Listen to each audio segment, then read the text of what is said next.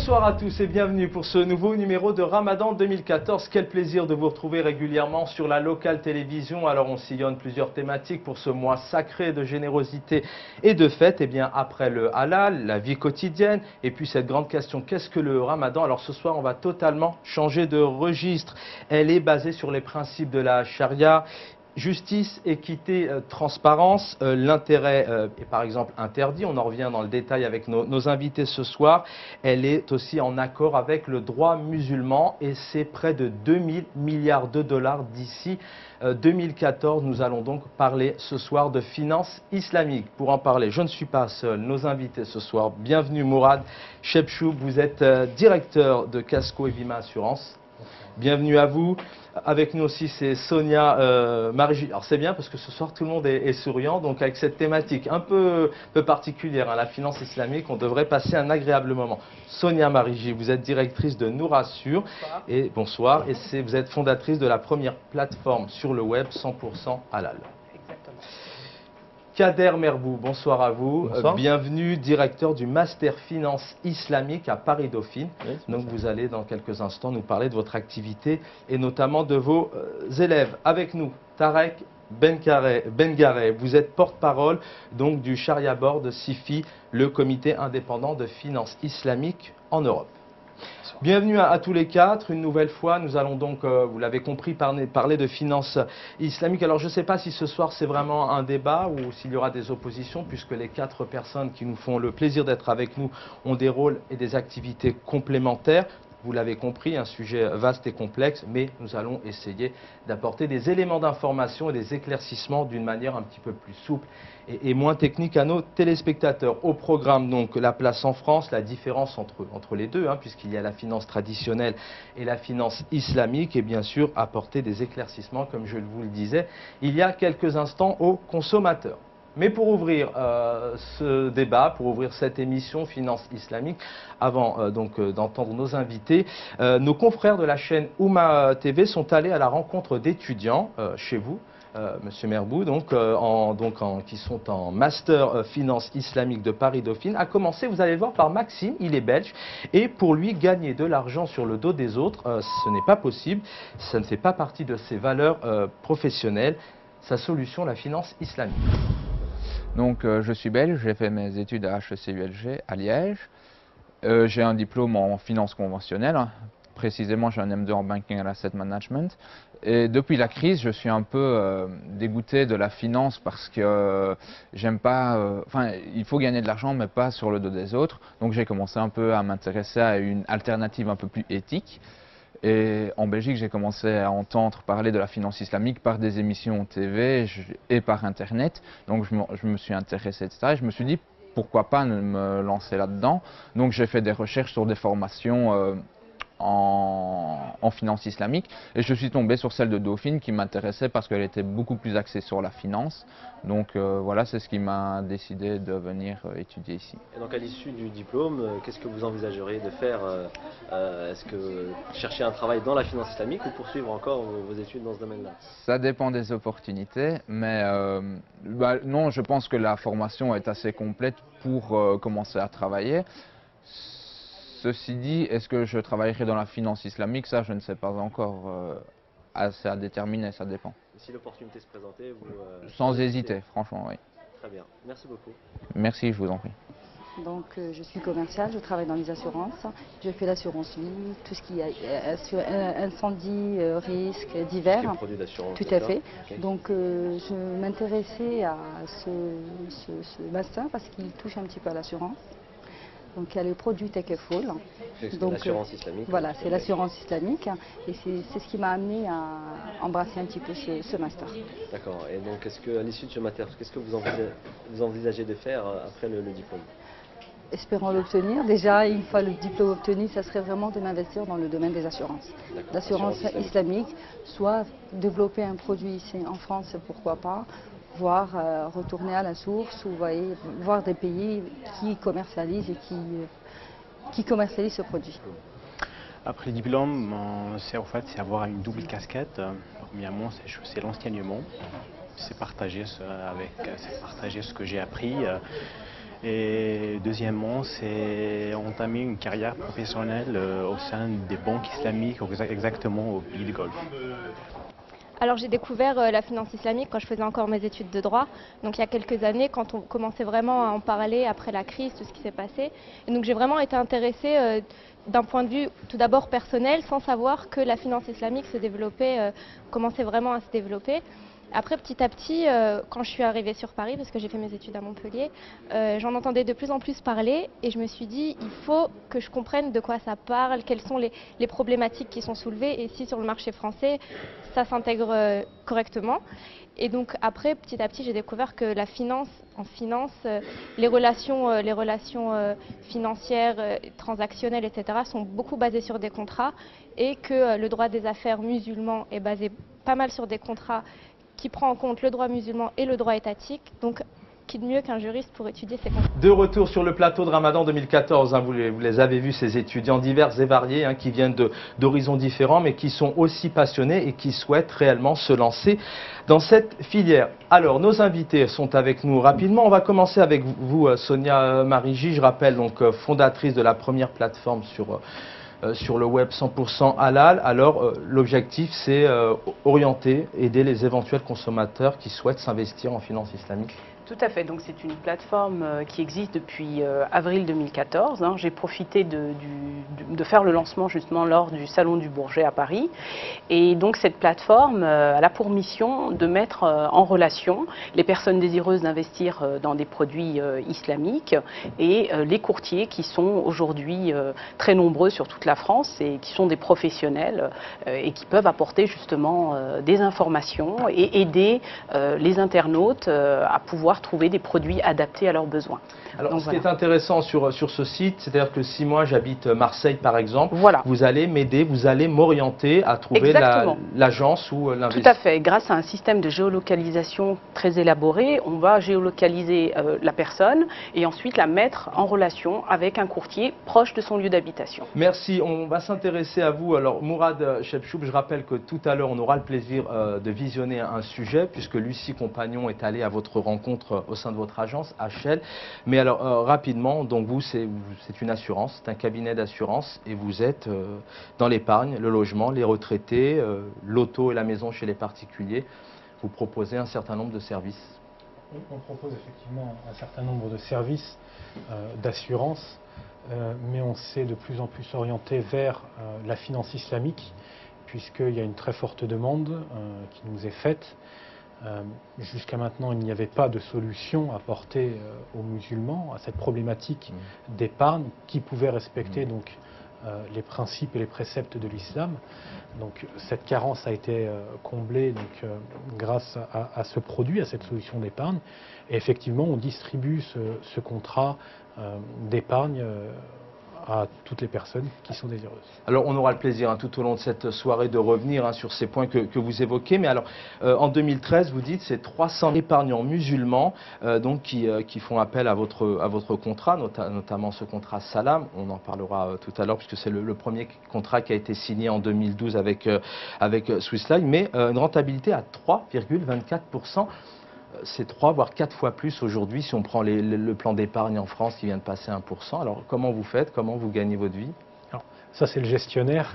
C'est le gestionnaire qui s'occupe de l'affectation des fonds et de travailler avec ces fonds-là. Effectivement, on est presque 3 fois plus rentable dans le halal que dans une banque conventionnelle dans le haram. C'est-à-dire que dans le haram, quand on fait 1%, nous, on fait 3 fois mieux dans le halal.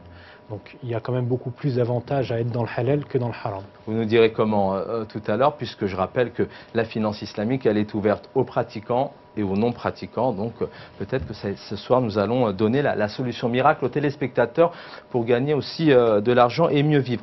Tarek Bengareh, bonsoir à nouveau, merci d'être avec nous. Alors je rappelle, vous êtes le porte-parole de Sharia Board et du CIFI, c'est le comité indépendant de finance islamique en Europe. Alors vous, c'est quelque part répondre de manière efficace aux questions liées à la finance, à tous ces établissements qui souhaitent se créer.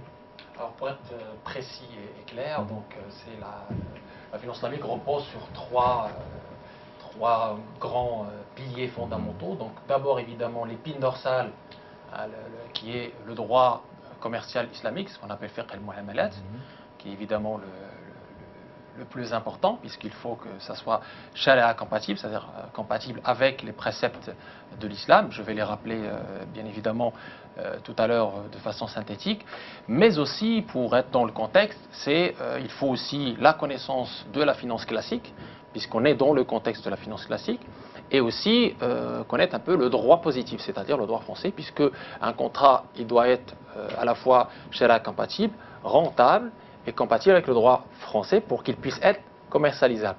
Donc c'est ces trois topics, ces trois comités qui font aujourd'hui la constitution même du SIFI. SIFI repose sur un comité des jurisconsultes, docteurs de la loi musulmane, ils sont au nombre de 7. C'est eux un peu, on va dire, la mine d'or du SIFI. Et ensuite, vous avez, avec ce comité des jurisconsultes, 2 comités, comité des juristes et comité des financiers, qui sont là pour épauler, pour décortiquer, pour faire comprendre à ces jurisconsultes la pertinence, la composante financière, parfois complexe, je dirais même c'est la plus complexe dans le sujet de la finance, qui est soit à transformer, soit à adapter. Évidemment, le but est de supprimer tout ce qui n'est pas conforme à la charia, voire même faire ce qu'on appelle de l'ingénierie financière islamique, c'est-à-dire de l'innovation à partir, je vais dire, de rien, c'est-à-dire partir d'un montage financier complètement charia compatible à travers l'expression d'un besoin. On y reviendra dans quelques instants puisque nous allons essayer ensemble de donner une définition à cette finance islamique. Bon, c'est toujours autant souriant, c'est très bien. Vos élèves doivent se régaler, non? Non, c'est dur.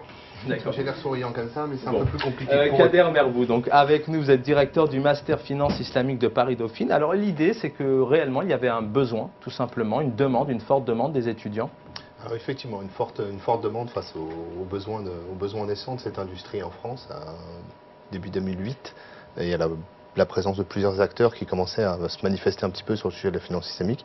Nous avons pris le choix de lancer un executive master, qui n'est pas le seul d'ailleurs, Strasbourg en a un aussi, et plusieurs grandes écoles ont aussi quelques petits modules de finance islamique. Donc nous, la particularité, c'est que nous sommes un programme orienté vers la finance, avec un programme assez lourd, pratiquement 450 heures, un cycle de 5 conférences par an, un voyage organisé dans les plus grands hubs financiers, que ce soit en Asie du Sud-Est ou au Moyen-Orient, plus des rapports à diriger, puisque nous avons été nommés par l'Organisation et la coopération pour le développement économique, l'OCDE, pour diriger un rapport sur la finance islamique et l'infrastructure.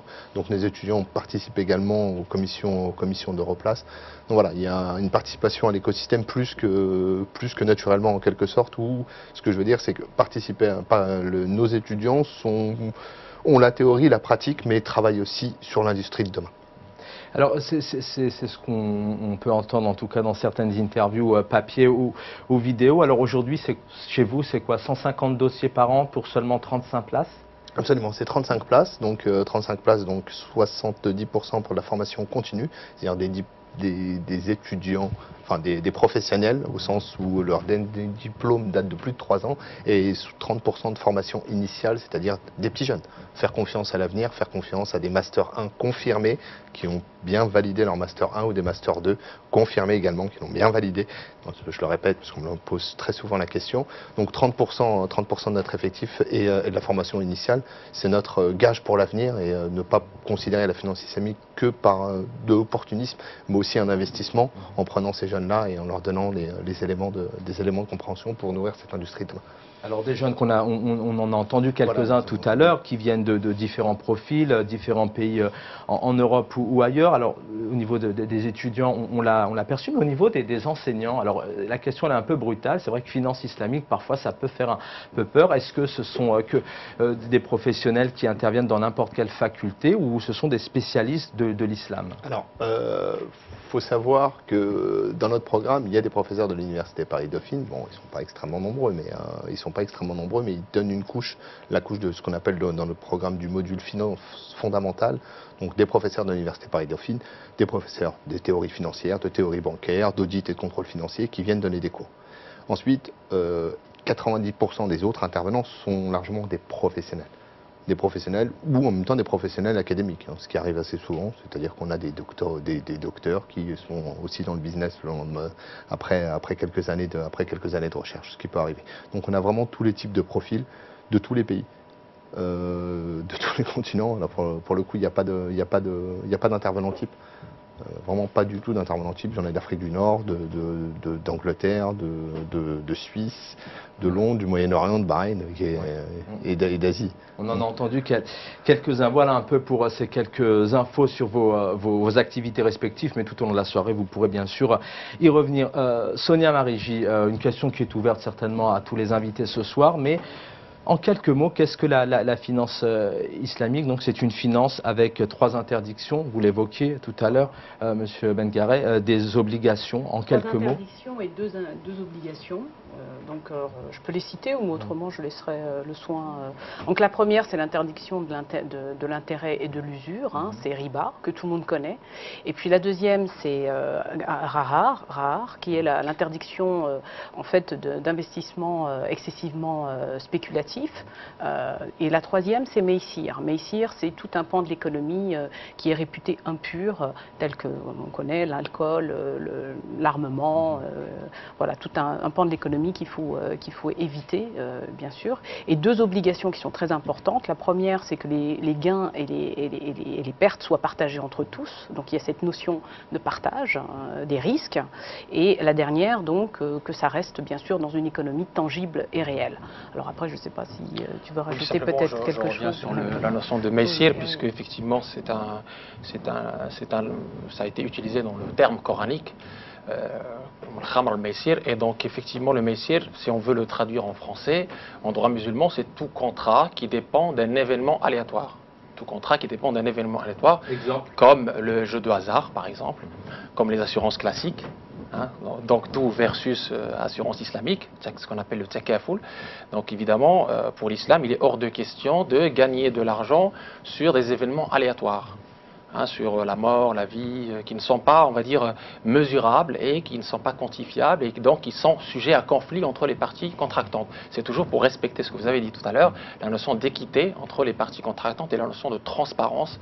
Donc Sonia l'a bien dit, donc il y a l'interdiction du riba, du gharar, c'est l'aléa excessif, et du meissir qui est évidemment équivaut à tout ce qui est contrat qui dépend d'événements aléatoires comme les jeux de hasard. Et puis on fait ce qu'on appelle un screening négatif.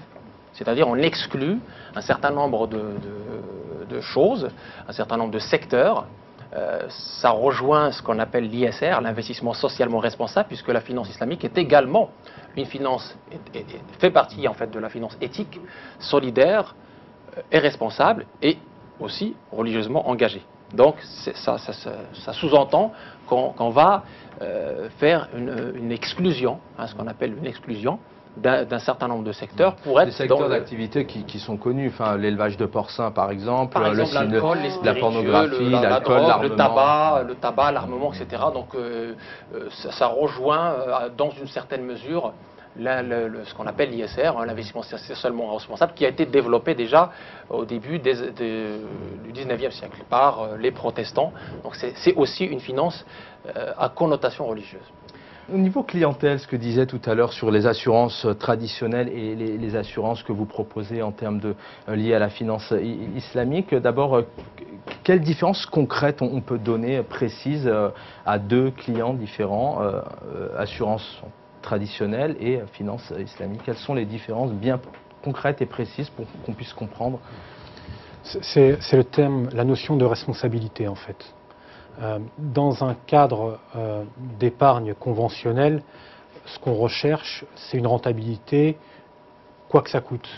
On a vu les crashs boursiers, on a vu ce genre de choses. Il n'y a pas de responsabilité par rapport à son investissement. On veut mettre de l'argent, récupérer de l'argent. Ce qui est contraire, bien entendu, aux préceptes et aux principes de l'islam. Alors comment vous vivez, vous autant que possible dans un cadre halal. Donc bien entendu... Mais c'est une question importante, car sinon, à la fois tout le monde doit s'y mettre. Si à la fois, vous êtes déjà, même dans si une on n'avait pas déjà un rentabilité. certain nombre, et tous les grands économistes vous le diront, s'il n'y avait pas autant d'argent déjà investi à travers le monde dans la finance islamique, le crash boursier qu'il y a eu, notamment des subprimes, il aurait été catastrophique beaucoup plus. Donc il y a déjà beaucoup de monde qui investissent là-dedans. En France, en l'espace de très peu de temps, on a déjà eu beaucoup d'épargnants. D'accord ? Donc il y a, comme je vous disais tout à l'heure, une très forte demande. Et heureusement d'ailleurs. Donc que ce soit religieusement ou en termes aussi de rentabilité. On peut dire que vous êtes moins gourmand ? Excusez-moi l'expression, mais c'est vrai que souvent les assurances, Alors, ceux au qui contraire, placent... on n'est pas moins gourmand, on est plus généreux. On est beaucoup plus généreux, puisque comme on l'a vu tout à l'heure, l'année dernière en tout cas, puisqu'il n'y a pas de montant, du moins de rentabilité garantie, puisque c'est ce qui fait aussi la finance islamique, on a distribué 3 fois plus que ce que distribuait un livret A traditionnel. On avance. Justement, je vais vous poser la prochaine question. Vous pourrez réagir là-dessus très rapidement, mais peut-être entrons d'un point de vue historique maintenant. Quand est-ce qu'est arrivée cette finance? D'abord, est-ce qu'elle a réellement su s'imposer? Alors, je crois que d'autres pays sont plus en avance. Et en France, est-ce qu'aujourd'hui, on peut dire qu'elle a une place, elle a su s'imposer en France facilement? Alors cette finance à connotation religieuse, il faut savoir qu'elle date de l'avènement de l'islam, c'est-à-dire avec le prophète sallallahu alayhi wa sallam, on a eu évidemment les soubassements du droit commercial islamique, ce qu'on appelle fiqh al-mu'amalat, avec notamment le contrat qirad, qui s'appelle mudaraba, que le prophète sallallahu alayhi wa sallam lui-même a fait avec son épouse Khadija. Donc il a pris l'argent de Khadija, et il a investi, fructifié son capital, et donc il y a eu une clé de répartition. Ensuite, il y a eu le contrat Salem à Médine, qui est un contrat typiquement agricole, on peut donner l'équivalent aujourd'hui de ce qu'on appelle le crédit de trésorerie. Contrat Salem qui est un contrat très connu. Et donc ensuite, la finance islamique, là, c'était évidemment des choses on va dire, pas bancaires, parce qu'il n'y avait pas encore de notion de banque, mais c'était des contrats entre parties contractantes, consentantes, qui respectaient un code moral bien précis. Le renouveau de cette finance islamique, il y a eu évidemment l'époque omeyyade, l'époque abbasside, Bagdad, ensuite l'époque andalouse, et je cite au passage, on a fait une recherche sur la liaison ou la relation entre le droit européen et le droit islamique. Dans cette recherche, je mentionne à peu près 1500 contrats de la finance islamique qui a été inspirée de l'Andalousie musulmane de l'époque, c'est une civilisation qui a duré quand même 8 siècles, vers l'Europe. Donc il y a eu la vente en état futur d'achèvement, le contrat Salam, voilà, et pas mal de contrats. Donc bon, pour ceux qui le veulent, ils peuvent référer à cette étude. Mais l'essentiel de la finance islamique telle qu'elle est aujourd'hui, bancarisée, avec cette ingéniosité qu'on voit aujourd'hui, cette complexité qu'on voit aujourd'hui, cette notion d'obligation islamique, de marché, etc., c'est post-colonial, c'est-à-dire à partir des années 60, notamment en Égypte d'un côté, en Malaisie de l'autre. On a eu les premiers contrats Mitram, c'est un genre d'épargne islamique qui respecte les principes du partage des pertes et des profits, le principe des 3 P, qui s'interdit bien évidemment le riba, le taux d'intérêt, qu'il soit taux d'intérêt normal ou usure. Et après on a eu, pour compléter, on a eu effectivement quelques banques islamiques qui sont nées. Parce que l'émergence, elle est récente quelque part pour le monsieur et madame tout le monde, si je puis me permettre. Merci en tout cas pour ce point historique. Vraiment, je m'y attendais pas, mais c'est très bien pour les téléspectateurs. Mais c'est vrai que d'un point de vue pour monsieur et madame client tout le monde, elle est récente. Elle est assez récente. Elle date à peu près de 50 ans, la finance islamique. On a 50 ans de finance islamique, mais c'est surtout la raison pour laquelle aujourd'hui on ne peut pas parler de nouvelle finance. Elle existe, cette finance, elle a 40 ans de recul. Mais on a l'impression qu'on en parle peu, qu'elle est méconnue. Mais aujourd'hui, quand vous dites que la finance islamique en France, qu'est-ce qui se passe? Mais elle est là, la finance islamique, elle existe déjà, avec le contrat Salam, avec d'autres produits qui ont émergé, avec cette plateforme nourassure.com aussi. Donc aujourd'hui, on n'est plus en train de dire quand est-ce que ça arrive, elle est là, elle est présente. Donc maintenant, il nous faut des produits, on est bien d'accord. Mais je voudrais justement vous entendre là-dessus. On a l'impression qu'à la fois les portes sont ouvertes. On peut rappeler que Christine Lagarde, déjà en 2008, avait demandé à ce qu'elle souhaitait de convaincre l'opinion publique. On a Hervé de Charette, qui est ancien ministre des Affaires étrangères et qui a présidé la Chambre de commerce franco-arabe, qui lui, a clairement, pour la promotion du mouvement de la finance islamique, faire de Paris une place financière et investir dans les entreprises et les collectivités territoriales. Donc il y a un atout. On en parle encore aujourd'hui, en enjeu. Montebourg et Hollande. Mais effectivement, puisqu'ils en parlent encore là tout récemment, mais même si effectivement elle est entre guillemets récente, puisque comme le disait M. Bengaré, elle est bancarisée, mais les principes de base existent depuis 1400 ans. Donc aujourd'hui, dans cette solution, rien n'a été inventé. Vous voyez, on a simplement actualisé. Hein, et c'est ce qui fait qu'on répond aussi facilement aux principes et aux préceptes de l'islam. Alors vous y répondez aussi facilement, vous êtes des professionnels, enseignants, etc. Mais est-ce que réellement les portes aujourd'hui, elles sont ouvertes par rapport aux politiques, par exemple? Est-ce qu'il y a une facilité en France de mettre en place... Le politique est pragmatique. Le politique est pragmatique. Il suffit de regarder l'Angleterre. L'Angleterre, récemment... En avance par rapport à nous. En avance, oui, enfin, tout est relatif, mais je vais pas revenir sur un historique, on aura peu de temps. Mais juste pour vous faire comprendre, mettre en lumière 3 pays, le Luxembourg, la France et l'Angleterre. L'Angleterre héberge 2 banques islamiques depuis 2004 et 2005. Voilà. Là, ils ont annoncé, il n'y a même pas quelques semaines, la validation du lancement de la première émission obligataire conforme aux droits musulmans. Le politique était convaincu, était pragmatique, pour la simple raison qu'il y avait un appétit financier de leur côté. Et que leur marché local était très bien servi par les banques. Le Luxembourg, vous me direz, bon, vous n'avez pas entendu énormément de musulmans au Luxembourg, donc ce n'est pas forcément sur le marché du particulier qu'ils vont être intéressés. Ils ont annoncé, et ça a été validé la semaine dernière par leur texte, ça a été validé par 55 voix contre 5, le lancement de leur première émission obligataire. Donc du coup, ça ferait la première émission obligataire conforme aux droits musulmans sur le territoire européen. Donc le politique est pragmatique. Au même titre que Mme Lagarde est pragmatique, elle regarde les opportunités. Mais ensuite, les opportunités, Tariq l'a très bien souligné, elles ont été maquillées dans le bon sens. Ce qu'on veut dire, c'est qu'elles ont été accueillies dans le à droit constant par des instructions fiscales. Maintenant, c'est au marché de se faire.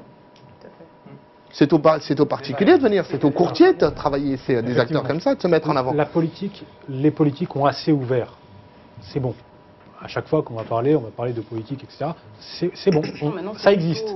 Ça existe déjà depuis un certain temps, même si on n'a pas encore le droit à avoir une grande banque. C'est pas grave. On a déjà une petite fenêtre, une petite porte ouverte pour pouvoir proposer des solutions d'épargne. Mais ma question, elle était liée aussi à... Il y a des évolutions aujourd'hui autour des débats politiques autour du voile, du halal ou du non halal, du sans-port et du port dans les écoles, etc. Malgré cette fenêtre ouverte, vous auriez pu encore aujourd'hui dire effectivement c'est difficile de mettre ceci en place et puis il peut y avoir une crainte finance islamique pour le pays. Il y a un marché des consommateurs. Il y a 10 millions de musulmans, il y a un marché des consommateurs. Donc si on dit tout le temps oui c'est compliqué, on n'y arrivera jamais. On va pas avancer. D'ailleurs, avec le crowdfunding, moi j'ai d'ailleurs mis en place sur le site de nourassure.com une nouvelle application crowdfunding. Le gouvernement, sans le vouloir, ils ont fait de la finance islamique. Moi, quand j'ai vu le texte de loi, je ne sais pas pour vous, mais j'ai dit mais c'est de la finance islamique, c'est exactement ça. Puisque, avant tout, on va pouvoir permettre à des gens de pouvoir emprunter, vous vous rendez compte, sans intérêt. Et en même temps, on va permettre à des gens qui n'avaient pas accès à l'emprunt de pouvoir investir éventuellement. Donc on a un double emploi, d'un côté pour les investisseurs et de l'autre pour ceux qui ont besoin d'emprunter. Et ça, c'est réellement, on est en train de... je ne sais pas si on se rend compte réellement de ce qui se passe, mais on est en train d'enlever le monopole aux banques, tout simplement. Puisque jusqu'à aujourd'hui, voilà, n'importe qui, on allait pour demander un crédit, je veux dire sans être musulman, hein, je veux dire un entrepreneur aujourd'hui demande un crédit, c'est une vraie galère entre guillemets.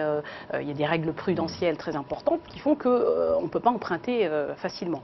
Grâce au crowdfunding, on va ouvrir des portes. Et là, je pense qu'on est en train de vivre une révolution sans le savoir. Allez, deux mots encore là-dessus. Oui, j'ai envie de dire simplement que, déjà, la finance islamique n'est pas que pour les musulmans, contrairement à ce qu'on peut savoir, musulmans et non-musulmans. Premièrement, les chiffres en Malaisie le démontrent. Il y a un intérêt des non-musulmans qui est très très important et croissant. Deuxième chose que j'ai envie de dire, c'est que notre communauté ne doit pas être encore une fois attentiste.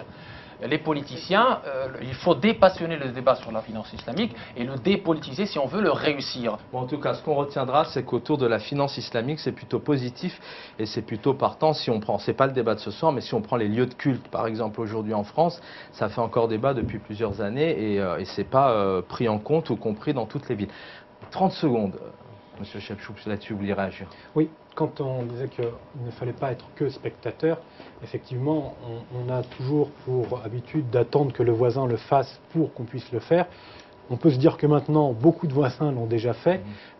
On peut donc maintenant continuer à développer la finance islamique grâce donc justement à l'afflux des demandes de la part des musulmans et non musulmans, parce que la finance islamique c'est aussi une finance éthique, donc qui ne concerne pas que les musulmans. Ce n'est pas une obligation d'être musulman pour investir ou prendre cette solution-là. Vous parliez de lieux de culte, et effectivement, on fait de plus en plus de partenariats avec des mosquées pour pouvoir informer les musulmans de cette solution. Donc on tourne dans les différents salons, les différentes mosquées qui veulent bien nous accueillir, pour pouvoir informer les musulmans qu'il y a maintenant des solutions qui existent.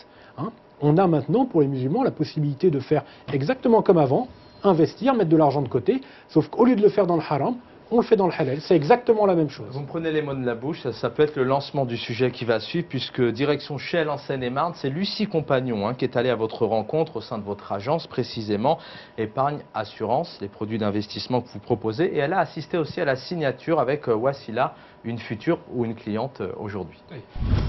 Encore méconnue de la finance mondiale il y a quelque temps, la finance islamique suscite aujourd'hui un intérêt croissant. KB Assurance distribue aujourd'hui le seul et unique produit épargne halal de France, certifié par le comité indépendant de la finance islamique en Europe. Jusqu'à ce jour, les produits financiers classiques condamnaient les musulmans de France à investir leurs économies dans des produits haram, donc, qui généraient du riba, puisqu'il n'y avait pas de solution halal pour les musulmans de France. Aujourd'hui, avec cette solution Salam épargne et placement, les musulmans ont la capacité, la possibilité de pouvoir épargner, investir, mettre leur argent de côté dans un cadre juridiquement halal, tout en ayant une rentabilité qui elle aussi va être halal. C'est une finance qui va respecter un certain nombre de points.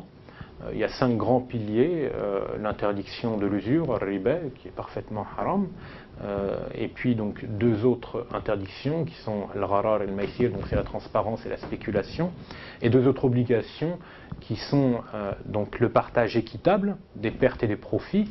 En arabe ça s'appelle le musharaka, donc c'est un des piliers phares de la finance islamique. Et enfin l'investissement dans l'économie réelle et tangible.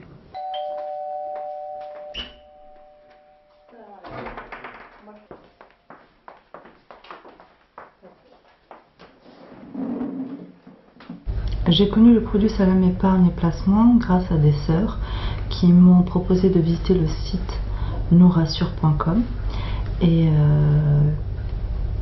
de là j'ai été dirigée vers le cabinet KB Assurance. J'ai voulu souscrire à ce produit Salam épargne et placement car il respecte réellement mes convictions religieuses. C'est contrairement à d'autres banques conventionnelles. Salam épargne et placement me permet donc d'épargner dans le halal, me permet d'avancer même religieusement, d'autant plus que ça suit les règles de la charia et c'est ce qui m'importe au jour d'aujourd'hui. Gagner de l'argent oui, mais halal. Créé par des musulmans, Salam épargne s'adresse à tous les musulmans, mais aussi à tous ceux qui souhaitent investir, épargner ou emprunter autrement.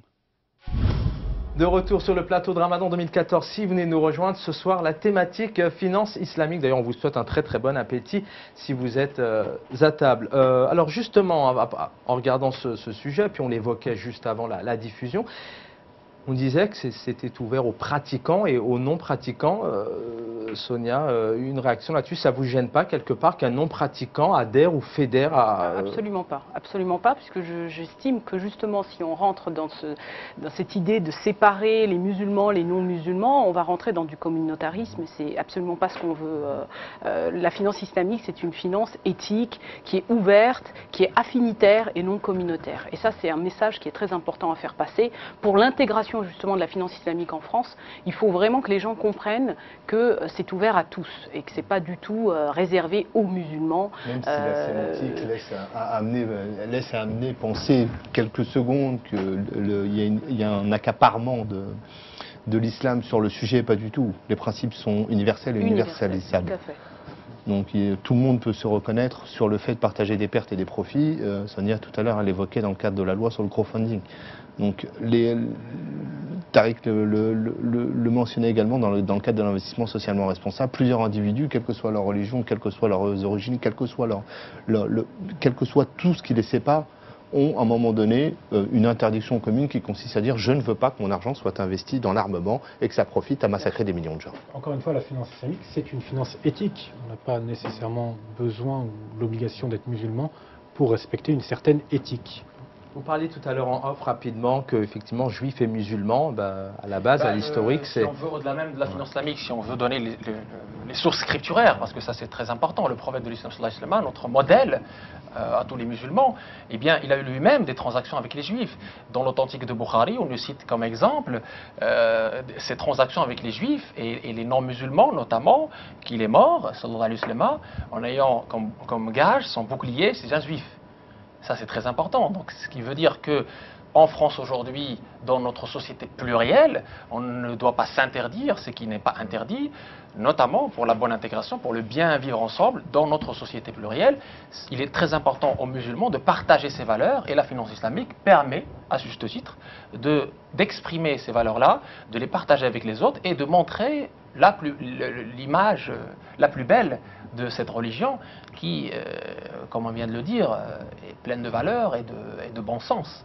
Les Français connaissent le cadre fiscal de l'assurance vie, ils ont l'habitude d'épargner, ils ont l'habitude d'aller dans ce type d'investissement. Pour la communauté, c'est différent. C'est vraiment quelque chose d'inhabituel, mais il faut aussi leur faire comprendre que c'est très important de faire cette démarche d'épargner, parce que leur premier souci, en premier lieu, c'est le logement, c'est de pouvoir acheter éventuellement un appartement, une maison. C'est 95% des gens qui nous demandent du crédit, c'est une forte demande. Mais si vous voulez faire un crédit, que ce soit dans la finance islamique ou conventionnelle, il faut épargner. Parce que quand vous allez arriver chez votre banquier, le banquier il va vous demander un apport, il va vous demander quelque chose pour... À moins de gagner au loto. Exactement. Donc on reste dans la finance quand même. Il ne faut pas oublier, c'est pas parce que c'est de la finance islamique que ça y est, on va vous prêter facilement, c'est sans intérêt, c'est facile. Non. Dernière partie de cette soirée, bien évidemment, on va parler du CIFI, du Comité indépendant de finance islamique en Europe. Et puis alors, le halal, effectivement, donc c'est licite, l'inverse du haram, illicite. Il y a un vrai débat autour, je vous le disais tout à l'heure en off, autour notamment de l'alimentation, des boucheries halal qui aujourd'hui sont estimées entre 90 et 95% du non halal. Est-ce que demain, vous avez d'abord, vous n'allez pas me dire le contraire, mais est-ce que c'est réellement halal, vous n'allez pas me dire le contraire, mais est-ce que vous avez une crainte aujourd'hui de certaines dérives, justement, de businessmen, de profiteurs qui vont profiter de cette finance islamique pour être amenés à avoir des dérives? Très simplement, avant de parler de dérives, parlons de rigueur et d'organisation de la filiale pour éviter justement l'amateurisme et les gens évidemment qui sont dans l'opportunisme. Il y a un conseil d'administration, il y a un comité indépendant. Alors voilà, exactement. Alors, pour vous dire les choses grosso modo, le comité indépendant de finance islamique que je représente, on a un pôle de docteurs de la loi islamique qui reçoivent donc des dossiers. Tout dossier n'est pas shariatisable. D'accord. Donc il y a évidemment une étude de faisabilité qui se fait. Ensuite, en toute indépendance, donc il y a Quels sont les cas de refus, par exemple? On a eu des cas d'institutions financières qui nous ont demandé, par exemple, le rachat de créances, des choses comme ça, donc des supports sur la bourse qui ne respectaient pas certains principes, etc. La liste est longue. On refuse beaucoup plus de produits qu'on en accepte, et quand on accepte de travailler sur le dossier, il y a une étude minutieuse, donc une itération entre nous et les clients, pour justement adapter si le produit est adaptable, et on utilise dans cela ce qu'on appelle la liberté contractuelle donnée par le législateur français. Une première question, est-ce que ça a été facile, il reste 4-5 minutes d'émission, est-ce que ça a été facile pour vous? Parce qu'à vous écouter, c'est quand même assez compliqué d'arriver à toutes ces étapes. Est-ce que ça a été facile pour vous d'être certifié Tout est une question de crédibilité. Et aujourd'hui, on a... de respect de certains critères quand même. Et justement, par le respect de ces critères, avec donc la certification du CIFI, on a réussi à avoir cette crédibilité et instaurer comme étant fait acquis le fait que ce soit halal.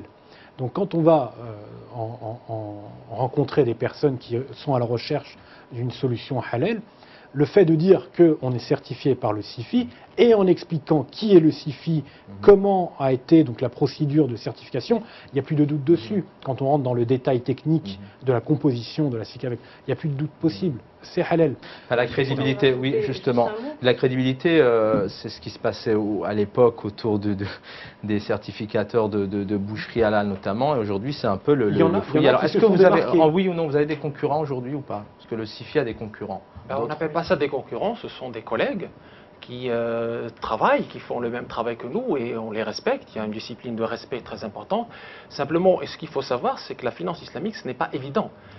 Il faut être vraiment... c'est pas ouvert à tout le monde. C'est pas ouvert à tout le monde. C'est pas à n'importe qui de venir. Il faut être cheikh et avoir ce cursus de droit musulman et avoir cette connaissance en finance, etc. C'est pas donné à n'importe qui. Il y a un respect à avoir. Et puis le marché, si vous voulez, il est là pour être le maître, le juge. Parce que tout simplement, si vous faites un faux pas, on ne vous le pardonnera pas, c'est votre image qui est en jeu. Et nous, donc, pour finir sur ça, il y a 2 points très importants, la transparence et la sensibilisation. Il est vrai que c'est plutôt rassurant pour le consommateur. Aujourd'hui en France, on a 2 certificateurs qui sont sérieux. Nous, on connaît bien SIFI, mais donc les 2 sont très sérieux. Et c'est un gage ça rassure énormément le consommateur, puisqu'aujourd'hui... On tout de même qu'avec la déferlante de nouveaux certificateurs, il peut y avoir à un moment donné une crainte et une amalgame. Le problème ne se pose pas en France, il y en a 2. Donc, oui, pour l'instant, mais bon, il vous a expliqué, c'est tellement compliqué, je pense que ce ne sera pas simple pour faire ce travail. Des réponses qui permettent justement de faire comprendre aux téléspectateurs, de leur donner quelques éclaircissements, que c'est ouvert à tout le monde et tout le monde peut effectivement le proposer. Une dernière question. Oui. C'est surtout la méconnaissance de la religion qui parfois en cause... qui peut enfermer dans des clichés, mais c'est dommage. L'émission touche à sa fin, 30 secondes. Juste pour dire qu'effectivement, il y a une notion de communication. Il y a une forte communication à faire justement auprès des musulmans et c'est pour ça qu'on établit donc de plus en plus de partenariats, on fait beaucoup plus de salons, on intervient auprès donc des mosquées notamment, etc. Donc on intervient partout en France dans des salons avec différentes organisations, etc. On fait aussi beaucoup de recrutement de distributeurs et de courtiers qu'on forme directement aux produits, etc. Donc il y a tout un travail de communication qui est fait. Merci à tous les 4 d'avoir été avec nous. Allez, je rappelle rapidement, Mourad Chebchoub, donc vous êtes directeur de Casbo et Bima Assurance à Chelles, tout simplement, en Seine-et-Marne. Sonia Marigi, donc vous le disiez à l'instant, vous êtes donc fondatrice de la première plateforme sur le web 100% halal et c'est nous rassure. Et puis avec nous, Kader Merbou, vous êtes directeur du Master Finance Islamique de Paris Dauphine. Et puis merci d'avoir été avec nous, le porte-parole de Sharia Board SIFI, comité indépendant de finance islamique. Merci aux téléspectateurs d'avoir été avec nous. Merci à toute l'équipe. J'aurai le plaisir très prochainement pour vous retrouver pour un nouveau numéro de Ramadan 2014. Oui, même si les sujets sont des fois un peu sérieux, il y a tout de même une ambiance ici autour de ce Ramadan 2014. La prochaine thématique, si je ne me trompe pas, ça sera la conversion. Bonne soirée à tous sur la locale télévision. Bonsoir, bonne soirée. Bonne soirée, bon Ramadan.